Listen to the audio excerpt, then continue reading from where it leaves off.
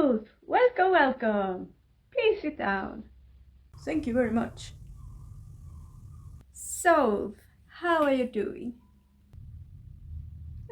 Life is as usual, nothing to talk about. Everything is alright. So you don't have any problem at all? No, everything is okay. Ulf, we are talking about this. We cannot work unless you are willing to open up. So you need to start talking about how you feel and what's bothering you. Otherwise, there is no point to be here. Okay? Okay. I don't want to talk about it, but I'm quite stressed out about the situation in the world right now. Good. Now we're talking. It seems like almost every Muslim in the world is angry at Sweden. Okay? They think we hate the Muslims. And I'm the one that has to deal with it. It's so exhausting. Aren't you? We do have policies that are against immigrants since we started to cooperate with the Nazi party. When I started the cooperation with them, it was supposed only them to help us to get us in power. But now they're, I don't know, you know the leader of the Nazi party, how he is. He's very stubborn. And I have to do what they tell me to do. And that make that how we speak about immigrants and people from other countries and other cultures in media and the whole society is being more negative. And the far right thinks that they can do whatever they want and they burn the Quran, the Muslim holy script. Oh, that's horrible. I know, it's horrible, but I don't know what to do. I have to cooperate with the Nazi party and in a way I kind of legitimate the whole thing, you know, but the whole society is very against immigrants. So we have to have that kind of policies. Can you explain more about that, please? People have always been a bit against immigrants in Sweden, actually, but the whole things blow up when the gang violence started. And everybody was blaming the immigrants, the media, the Nazi party, of course, and we have to also start talking about this stuff. Otherwise, nobody will vote for us. So we were a bit forced to do that. And we try to make it look like it's the immigrants that are making our gang violence. But between you and I, it's not the immigrants' fault. So you mean it's not the immigrants that are behind all the violence in Sweden? No, it's our drug policy's fault. Because we are tough on drugs. We are tough on the gangs and tough on all the people that use the drugs. I'm not sure I understand. What do you mean? Tough on drugs. It doesn't work. Everybody in the world have tried before. United States, almost all the countries in Europe and in Asia and Latin America. Well, they had to get rid of that kind of policies because it didn't work. Oh, I didn't know that. No. Haven't you seen in all over the world they are talking about legalizing different kind of drugs and it's not a crime to use the drugs. In Sweden it is. It's a real crime. Now you're learning more about the situation. And you can even discuss the issue properly because there is so much stigma and confusion around this problem. For example, words like decriminalization and legalization are mixed up all the time. Legalization means that people are allowed to use, in this case, drugs, while decriminalization in this case means that drug addicts get help from the healthcare system instead of being sentenced to jail. I mean, nobody would think to put alcoholics or computer game addicts into jail, but somehow it is okay to do this to drug addicts. The funny thing is that studies have shown that giving healthcare to drug addicts reduces violence and crimes. Studies have also shown that in the US, in the state that have borders with Mexico, the violence and crimes decreases in average with 30%, and the murders related to drug trade decreases with 41% when they legalize medical cannabis. The thing is, people that are addicted, most of the people that do drugs and go to jail and stuff, they are addicted. Yeah, they need health care, they don't need jail. And because they don't get any health care, they go into the gangs and they go desperate and then the violence, go around and around and around. That's why even the UN has said that we cannot use this kind of policies. Yeah, but I have to have it, because otherwise nobody's going to vote for us. Why? Because people don't want to know that the whole thing is complicated, you know, they want easy answers. So the whole society have become very tough on immigrants and crime, and that's a mess I have to deal with, and it's very stressful. Yeah, it's a whole, you know, charade. It's big, you know, and crazy people that think that it's okay to humiliate others, burn the Quran, and we allowed it. And people speak about freedom of speech and stuff like that. Freedom of speech, come on, you cannot go around and humiliate people and say that this freedom of speech. It's a crazy world we live in. But looking from my perspective, every time a politician wants to talk about it when the issue is complex, they don't get elected. No. Look what happened with Reinfeldt.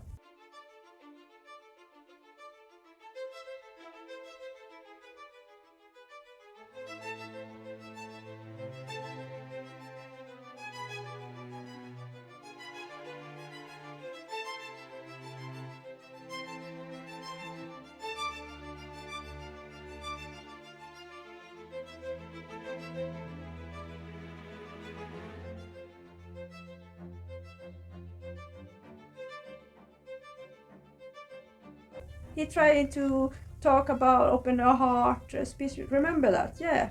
He didn't get elected. You know, there was a global economic crisis in the world when he was in government, and he saved Sweden from it because of his very good policies. But people didn't think for him. People were, oh, he doesn't see the world as we want. He tried to make it more fluffy. Yeah, that's how they reacted. They went to, you know, very easy answers. So we have to be more protective, you know. Yeah, the thing is more complicated. Everything is complicated. It's very difficult to get something done because everything we have to do is complicated. But the media speaking about problems where everything is black and white and it's easy answers, and the voters, they're like, yeah, we want easy answers. So it's go around, and what can we do as politicians? We have to give them easy solutions to difficult problems, and when the solution doesn't work, then they are angry at us. Oh, I'm so sorry, Ulf. That must be terrible. I know. What should I do? We have to lie, you know. We have to lie all the time. I'm a bit tired about this, you know. I feel pressure from everywhere, from everybody. The Swedish Secret Service, they're telling us there are going to be some terrorist attack. But at the same time, I cannot do much because the Nazi party is like, we cannot be immigrant friendly, we cannot be Muslim friendly, you know. And then I have the voters to think about it, so everybody is pressuring me. And then when I go to other countries, they are very angry at us. It's not nice. If I'm honest, people are nuts. Yes, I mean, have you seen what happened in Britain, in the UK? They vote against their own country, against their own economy, just because they hate the immigrants. That's crazy. So, what can we do? I have to play along with this game, you know? It's a fucking game. Why do you think it's that way? I don't know. I cannot understand people. Can you please give me some answer? What do you think? If I guess, I think it's jealousy, because most immigrants are hardworking. A lot of them are very entrepreneurial. They dare to be themselves much more than Swedes do. Mostly of them don't adapt your behavior towards the group and diminish your individuality. Most immigrants do not have that culture. It's something mostly in Scandinavia that you diminish yourself, as we do. And when people are very expressive of who they are, I can imagine that can create a lot of jealousy in the population. Yeah, it could be that. But how can we change that? It's good and bad, you know, to have this kind of culture. And it's always good with balance. I think it will be best for a lot of people that don't dare to be themselves to get inspired by the immigrants and learn how they handle the situation, and even understand that it's good to preserve the culture also. But most people are very afraid of change, you know, even if they want to change, they don't dare to change. Yeah, and then it's more easy to get angry at people because they dare, and dare themselves, they don't dare to express themselves. Oh. So, have you something to tell me? Should I do something? I don't think so. I don't know, it's difficult for me to say, but it's very difficult for most people to change. It takes a lot of courage. Oh my god, what's the point? There is no solution. It's only to be in this, game and hope for the best. Yeah. Oh my god, I'm stressed. How can you help me not to care about it? How can you help me think that, okay, it's going to fuck, everything is going to fuck, but just don't care? Can you help me? I'm sorry, Ulf, it's not how this works. The only thing I can do is give you tools so you can handle the situation better. I wish I could not care. Well, most of the time I don't care, actually. The only thing is it's nice to be the primary nurse, but right now everybody's angry, so I would like not them to be so angry at me all the time. Oh, I see. Our time is at the end, so we have to end this session. Thank you. Bye. Fun fact.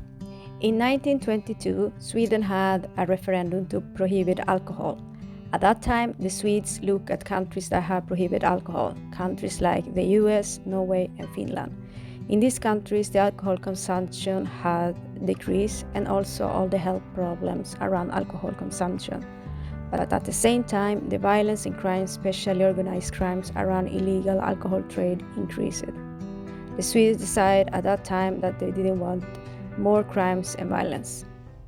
And well, they got to keep one of their favorite beverage too. To all the Swedish citizens out there that don't think our drug policies are the reason behind the increased violence and crimes in Sweden, I brought some links to watch and read in the description down below. They are mostly from the Swedish state media and others too. Please look at it because you have the power to change the Swedish society for the better by your opinion and how you vote in the next election. If you like this content, please like, share and subscribe. If not, please share the links down below. Share, but not only to your friends that already agree with you. Share to your parents and grandparents and their friends and their friends. Share to the people that you know disagree with you. Come on, let's turn the public opinion and make a change.